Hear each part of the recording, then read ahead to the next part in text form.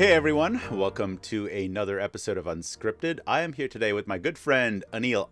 Hey Nathan, it's great to be on with you, and congratulations on your new show, Unscripted. Oh, I thank love you. it. Thank you. My name is Anil Iype. To everyone else out there, I'm Global Head of Alliances and Business Development at Logitech. It's great to be on with you, Nathan. Excellent, excellent. Thanks for being here. I know it's I think it's early afternoon in Switzerland. I think 3 o'clock, 4 o'clock ish. Yep, and that's why the house is quiet because my kids are at school. An hour from Smart now, things man. will change. We'll try to get this done before the kiddos come back. So real quick. So first of all, thanks for being on the show. Um, you know what? You're gonna blush now when I say this, but I think you're like one of the most passionate people slash presenters I have met. You're not blushing, but I know you're probably blushing internally a little bit. My skin's Uh, getting warm though. but no, seriously, I've been in rooms with you where you light up this audience. In fact, you light up yourself. You're like this like beam of light that shows up on stage, and it's fun watching you. And I'm curious, how do you get this passion? Where does it come from? And like, where do you get that energy from? I don't see myself the way you see it or the way you just described it, but I do know one thing from having lived for a few years now. Warren Buffett, I think, said it perfectly, right? You have all the brain power in the world, but you have to be able to transmit it. Yeah. And the transmission piece is communication. And so I didn't realize that when I was 18 years old, but now I get the why behind why it's important to be able to communicate. I don't see myself as a good speaker, but I do believe I'm passionate. I think it's a combination of experiences, I think, Nathan. One, it's inherent to who I am. Like, I think in terms of possibilities. I like to dream. I like to picture outcomes because when I envision it, I see it already happening. I'm the son of immigrant parents. Immigrant parents are all about work hard. Hmm. And my generation is so different because there's no point in just being able to work hard. It's being able to communicate how you're thinking so you can bring others along for the ride. And I'm so glad that my parents gave me that foundation. And then I also think environments. I've lived in over 10 or 11 different countries. I've been exposed to different cultures across Europe, the US, Asia, and South America. And those experiences have shaped me a little bit because I see how people communicate in different cultures. It's not always about being loud. Sometimes quiet also allows you to command and to be Hmm. able to lead and articulate your thinking. And I also think I married well. I married a woman who probably taught me how to communicate and evolved myself into a better human more than anything else. And that's made me probably a better communicator than what I once was, where I used to internalize and keep stuff within. And I'm the son of a grammar school teacher. I grew up in Dubai and I saw my mother tutoring kids after school. And these kids used to come home and she used to teach English literature and history. And these are the subjects that kids just couldn't get along with math back in the day. And I got to see her lead and she almost had a backbone. She would communicate with conviction. And I learned, not that I was looking to learn, I picked up off of that. And maybe the last thing is exposing yourself to different professional environments and different managers. Hmm. So I've had the privilege of learning e-commerce at Walmart. Walmart's best in class in their field, one of the best in classes in their field. Apple was another place that taught me how to lead from the front, taught me how to communicate and valuing people, being able to articulate how you think about the world and developing a point of view. It's so important to be able to storytell and connect the dots for people. And Hmm. then working at Logitech, where the world is our oyster, where we can go out and do anything we want because our brand stands for a lot of things that are great and for what the world really needs. So spending time with customers, going to business school in COVID and learning how to talk to CEOs of hedge funds, talk to SVPs of digital for automakers as they think about app stores for in-car experiences, being able to do 200 engagements just before COVID and getting in through business school. I think all of that built confidence. I didn't come out of the box this way.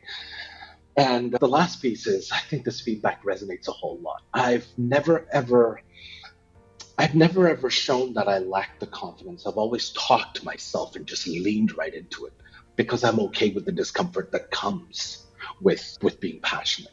It's okay to put yourself out there because if one person out of 30 follows or gets it, then that one person becomes an ally and then you can keep driving change that way or have an impact.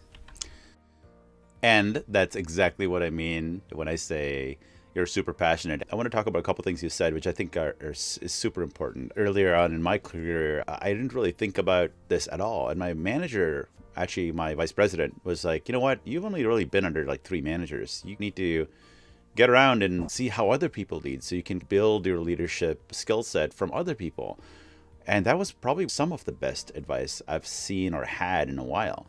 And that's just so true. Like, you can't just have one mode or one learning thought process. You have to be able to learn from other people, especially when you're lucky like us, when we have so many great leaders we can learn from.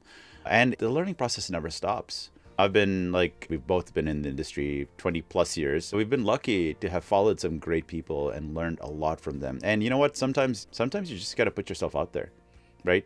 You may fail, and that's okay. But you get feedback, you learn from it, and you're like, okay, that was not a great idea. I'm not going to do that again. Or maybe I'm going to tweak it. A lot of our things are great ideas. They start off maybe a little rough, but with a little encouragement, with a little feedback from other people around us, I think it's great. So thanks for that. I'm still not sure how you get all the passion.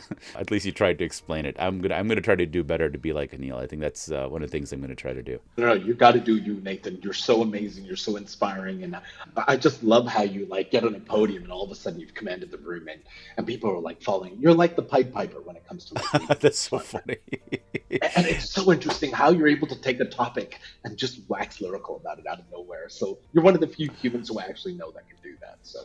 Thank you. It's funny, like, I know you give me this feedback before, but I still tear myself apart every single time, and that's I think that's part of learning about yourself and how to do better. And you've got to keep trying to do better. You can't it just can't be status quo. You've got to keep doing better, whether it's learning from someone else or watching yourself. And I'm in a band. I record every show.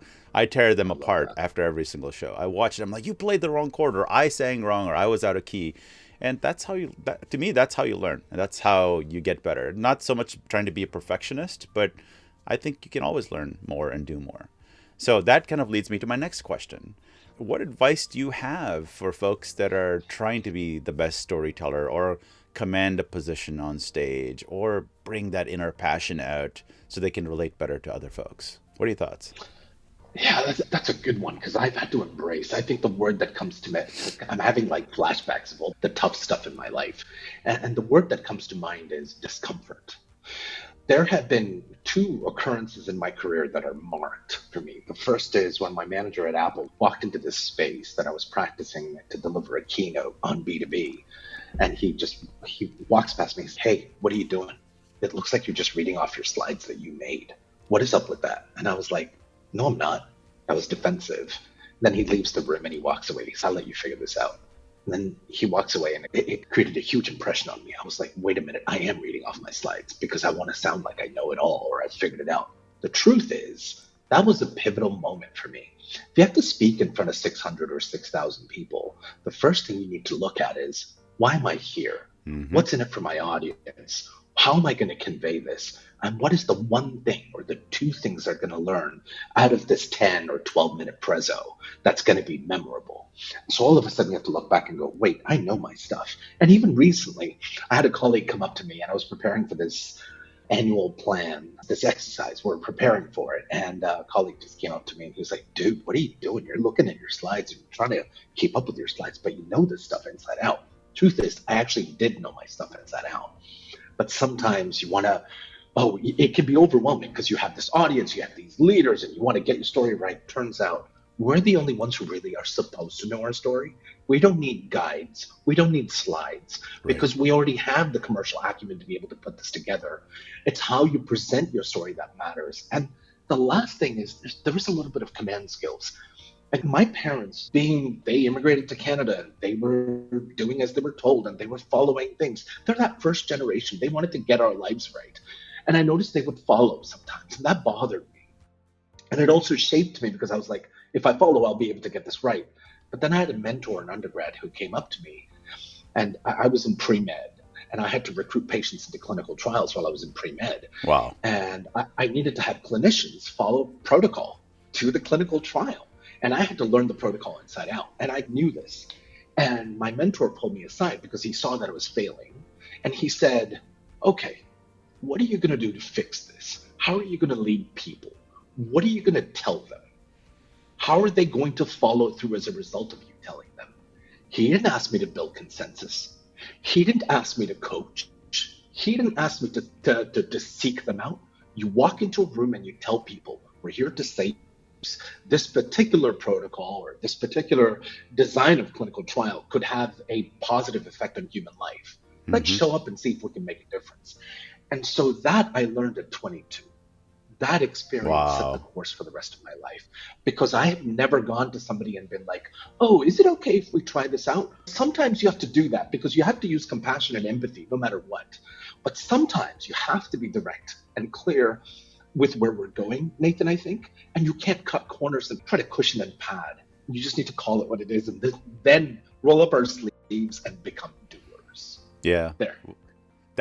Gosh, I didn't know you were pre-med. That's such an interesting transition, right? To be fair, I went to college for accounting. It's not as fancy as pre-med by any means. You were trying to save lives. I guess in some ways you're still saving lives because through your passion in speaking and your command of the B2B alliance marketing, right? Like it's, I know it sounds terrible, but I love the fact that you've lived in different countries. You've experienced different things. I have myself, not as much as you, but I think it gives you a different outlook on the world, on life, on what people expect. And I think that's what makes you, quite honestly.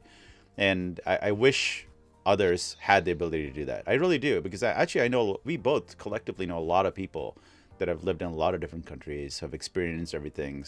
They're not all doctors and engineers and scientists. They're not all great speakers, but they're all very interesting, cultured people that care about the world. And that's why I like you so much, Anil. You're awesome. And so I have one last question for you, okay? We've talked about this in the past.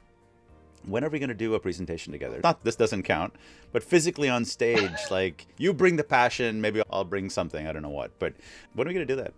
When's that going to happen? Hey, Nathan, I was hoping you'd ask because we're doing a bunch of stuff in community with our partners, and we're getting closer now more than ever to our customers. And we're doing a lot of events that are meaningful and have a huge impact on how customers buy from Logitech. I would love to get someone with your experience and background in just product and how you think about how our products can change lives. And I'm all about customer experience, buying easily from a brand like Logitech, and how to facilitate that. I'd love to team up and leverage sort of what you're incredible at, including your facilitation skills. And I'd love to show up with and for you to help win with our brand. All right. That's a done deal, because I know we have an event coming up in a couple months. So maybe we will commandeer the agenda and just, I don't know, put some Anil and Nathan time on stage. I think we could make that happen, right? Wait. I would love that. I appreciate you saying that because I've always wanted to get time with you together. So let's do it. Likewise, my friend. Likewise, my friend. Anil, it has been great. Thank you for spending some time with us. And hopefully we'll see you soon. And that's it, folks. That's another episode of Unscripted. See you next time.